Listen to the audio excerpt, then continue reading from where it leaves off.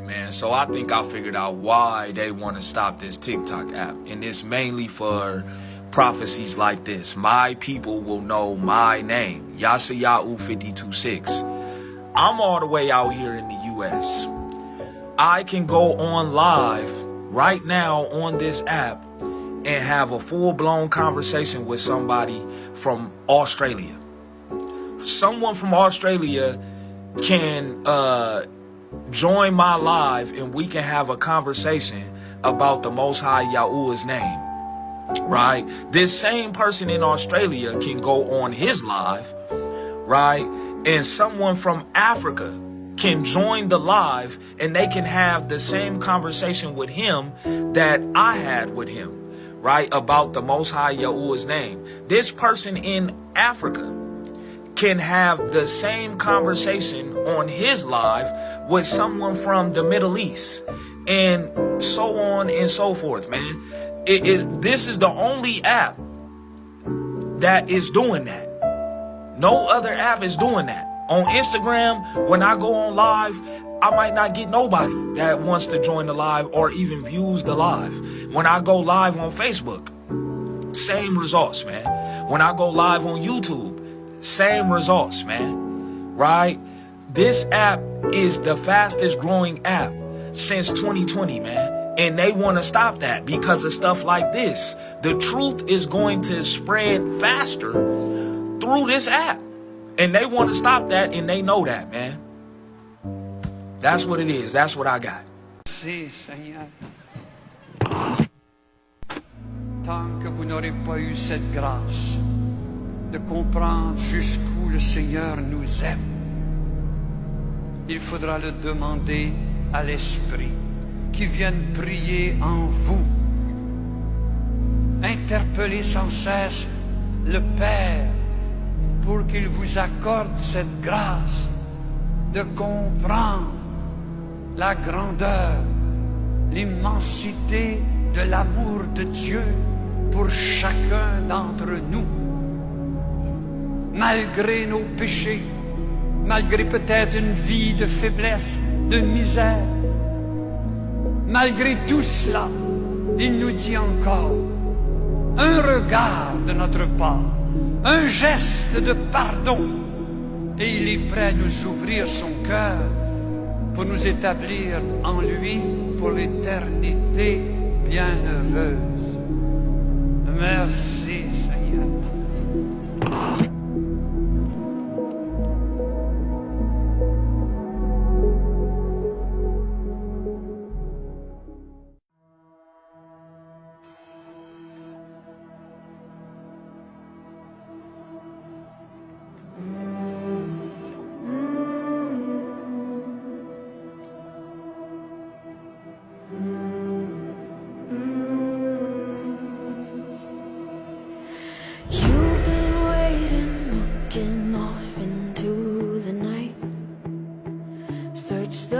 We need to talk about eggplants. I just need to ask you, Laura Lynn, did you know that nicotine is second highest in content by weight inside of eggplants? Second only to tobacco plants? Did you know that the third highest containing nicotine vegetable on earth is tomatoes? Every red tomato that you've ever eaten has nicotine in it.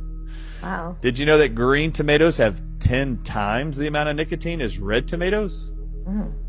Did you know that bell peppers, cauliflower, celery, zucchini, all nightshade vegetables have tons of nicotine? In fact, that whole group of foods, nightshade vegetables, has the second highest amount of nicotine, only second to tobacco.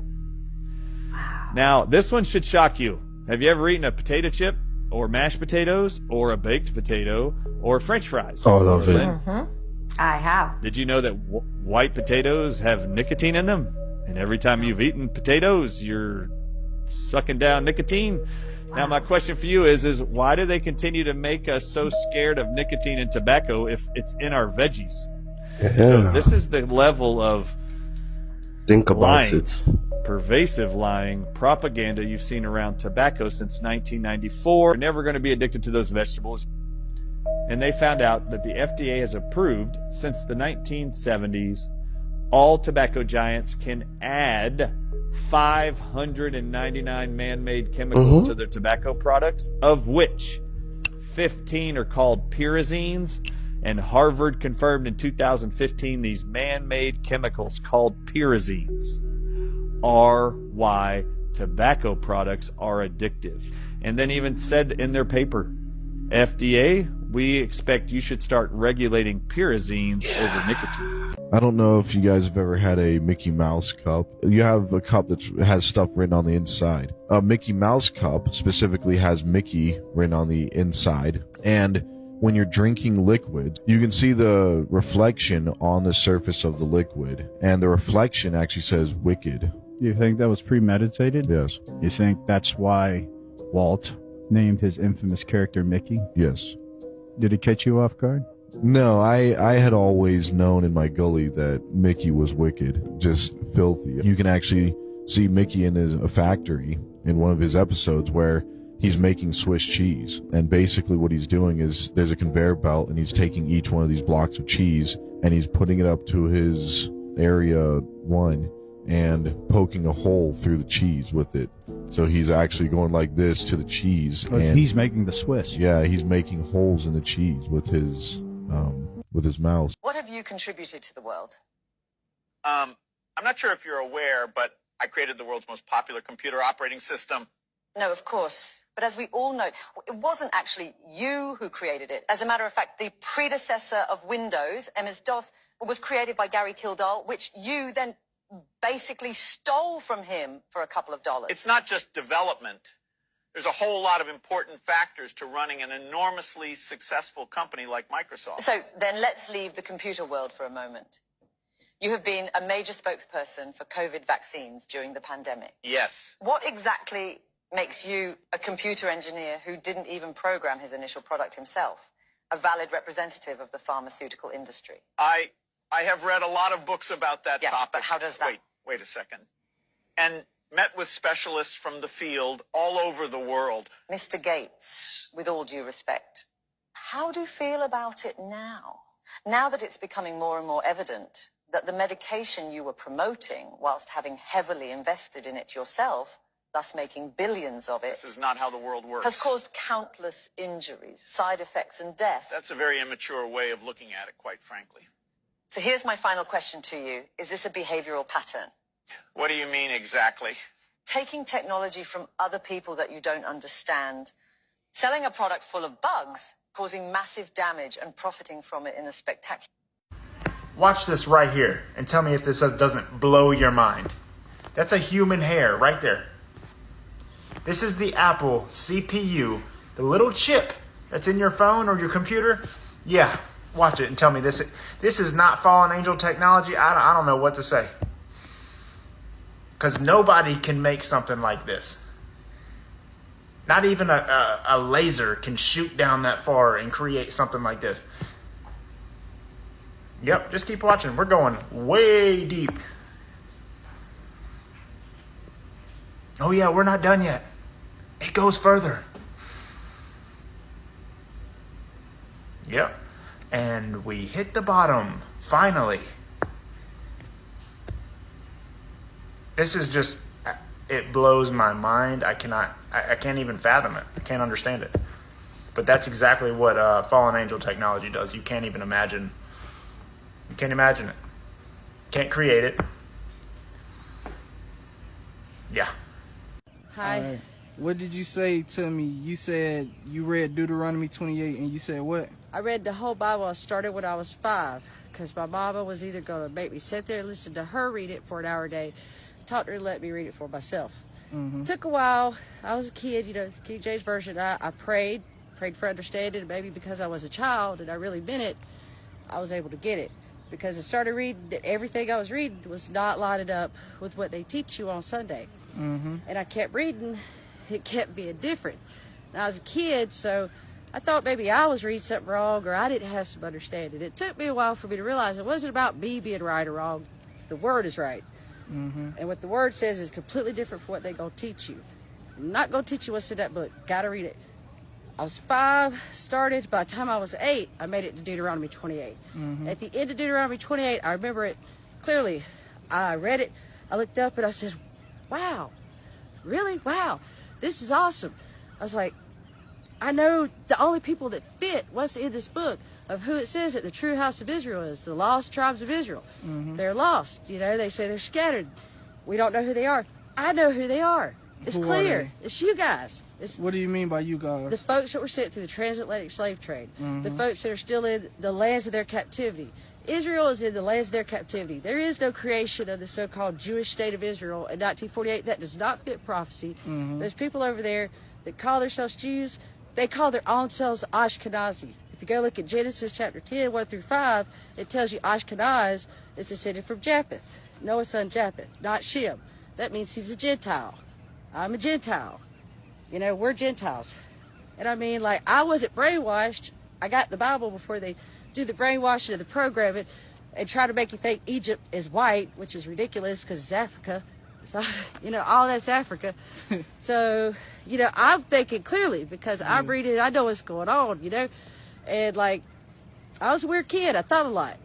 I thought about things. And, you know, my mom, she was really cool because she never taught me no kind of hate. She taught me to respect. So what you say about the 1/3? Okay. That Bible that's told me the truth about the fake Jews, in Revelation 2:9, Revelation 3:9, you know they run everything. I got to throw this in there. They run everything. The media, the entertainment industry, the banking, the world, pretty much. All the wars we fight is because they tell us to go kick ass. That's what America is. We are the Satan's military arm. And why I say Satan, Revelation 2:9, Revelation 3:9. I know those who say they are Jews, but do lie and are of the synagogue of Satan. We done read they Ashkenazi, they Japheth. I mean, it's clear. So what you say that about the 1/3 ruling the earth? Okay, well, here's how I know that that's true. 1/3, because that's true, so the rest of it's true. You guys' story's in there, and it's all true, lines up perfectly. It's all thing that makes any kind of sense. 1/3 of all nations will be left at the very, very end. You said and of 1/3, Israel, right? 1/3 of Israel. You guys are going to be on top, y'all. When you are crossing over from religion into the truth of Yahuwah Yahusha, your spirit is no longer going to resonate with a lot of these pagan titles and words that we picked up in religion and in the world. Your spirit is going to be more drawn towards the Abarit, or the Hebrew language and words. Yahuwah even told us he was going to do this in Zephaniah 3:9. For then I will turn to the people a pure language, that they may all call upon the name of Yahuwah to serve him with one consent. That pure language that he's restoring to us is the Abarit, or the Hebrew tongue. Now the reason we don't want to use a lot of these pagan titles, these false titles for the Most High, is one, because they're not Kadash, they're not separated. Right? And the Most High is Kadash. He is separated from the world and all religions. Yahuwah Yahusha is not a religion. It is truth. And not only that, but when we say a lot of these titles and words, we are unknowingly saying the names of demons and other mighty ones. And this would actually break Yahuwah's commandments, right? In Exodus 23:13, he said, "In all things that I have said unto you, be guarded. Make no mention of the name of other mighty ones, neither let it be heard out of your mouth." That's why you're feeling called to go back to the Abarit, the Hebrew. This is the name of a deity. If you go in the book of Enoch, chapter 69, verse 6, it gives us the name of a fallen messenger, God Re'al. This is literally the serpent who seduced or deceived Hua, or Eve, right? The serpent who deceived Eve in the garden. The name of that devil is God Re'al. And we see this title on a dollar bill, in God we trust. Right? So we want to stop using this. And in the Hebrew, we can say Elohim or Alua. And properly translated into English, it does not mean this. In English, Elohim means mighty ones. That's the plural version, right? The im makes it plural. And I believe why they chose to use the plural sometimes when referring to Yahuwah as Elohim is because it's like the fullness of it. He's all powerful. He's almighty. Elohim. But the most proper one we could use is Alua, which on a surface level translates to power. Right? You hear them say this in Hawaii. They say aloha, aloha. They're saying power unto you, right? But it's really alua, because he is our power. He is the power. And we don't want to use the version of this or this that starts with E, because this is the modern Hebrew. And of course they used us to trick us, because the one that starts with E is actually the name of a deity, a false deity. Look at that. Right, so to avoid saying this letter, because you'll actually say this sound, you can just say lamad, which is the Hebrew letter. It looks like this. It's a shepherd's staff. And not only that, but if this is the modern Hebrew, why would we want to use the modern Hebrew when referring to the Ancient of Days? And not only is Yahuwah the Ancient of Days, but he told us to see and ask for the ancient path, where the way is tube or great. And he told us to walk in that path, right? Thus says Yahuwah, stand ye in the ways and see and ask for the ancient paths, where is the tube way, the great way, and walk therein, and ye shall find rest for your souls. This is why Yahuwah has been leading us to study the ancient Hebrew, right? Because the modern Hebrew is also corrupted. You see, the first letter is Aleph, but they put an E, right? Because they add in their false Nakud system. It's really Alua. And when you break this down in the Hebrew, in the Abarit tongue, in the ancient Abarit, this is the pictograph version, read from right to left, you get Aleph, Lamad, Ua, He, which would mean strength, Aleph, leader, Lamad, add, Ua, breath, He, strength, leader, add, breath. Aleph, Lamad, Ua, He. So Alua, when properly translated into English, is the strong leader or power who adds breath of life. Right? Because Yahuwah literally means Yah adds breath. He is the all-existent one who adds the breath of life into our lungs, into every living creature that is.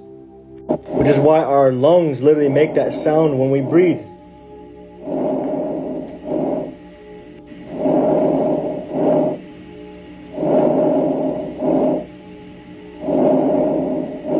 Alright, because Yahuwah Alua is the strong leader who adds the breath of life.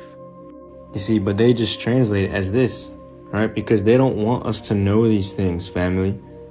But this is why Yahuwah told us in 2 Timothy 2:15, study to show yourself approved unto Yah, a workman that needs not to be ashamed, rightly dividing the word of truth. So when you cross over into this truth, you have to study. You have to put in the time with Yahuwah to learn and to allow him to lead you into this truth. Some other Kadash terms that you can use, or separated terms that you can use for Yahuwah are Creator, Most High, Almighty, Master, Father or Abba, Alua. So hallelujah. This is part 1 of this series. If you guys would like a part 2, please let me know. Here are a list of the scriptures that I used in this video, if you would like to take a screenshot. The version of the scriptures I was reading from is on the App Store. It's called the Sefer. And the Hebrew concordance that I like to use to go back and check these things is the BLB, it's the Blue Letter Bible. I'll see you guys in the next video, Yahuwah willing. Shalom. Shalom, family. What name do you think is the only one true name for our salvation? Is it Yeshua? No! Is it Yahawashai? Is it Jesus? Is it Lord? It's a lie! Is it Yahweh? All those things are rubbish. The only one true name for our salvation is Yahusha. Yes. Who came in his father's name? Yahuwah. Now you are talking. Yeah, man, baby. Tell your daughter to give him 1 bun. Maybe you shouldn't sing the happy birthday song anymore. Have you ever thought about where it came from or why we sing it? Isn't it weird that whenever someone's birthday is celebrated, candles are lit, lights are turned off, and everyone gathers in a circle to chant happy birthday?